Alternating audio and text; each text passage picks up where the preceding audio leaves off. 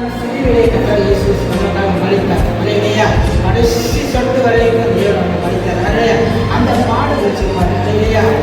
புல்லு குத்தப்பட்டது, சாட்டையால் அடிச்சாங்க, பல காரியங்கள் செஞ்சாங்க. அதெல்லாம் சொல்லிட்டு கொண்டுதான் தேவன் சிலுவையிலே அடைந்த காரணம் ஒன்றையும் கர்த்தர் இயேசு நேசித்தார். அல்லேலூயா.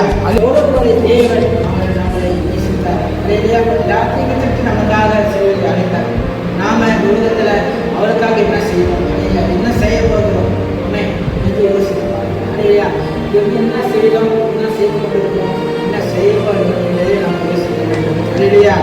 நம்ம கொடுக்கிற நேரம் தேவன் எல்லாத்தையும் அறிந்துதான் என்ன பண்ணாது.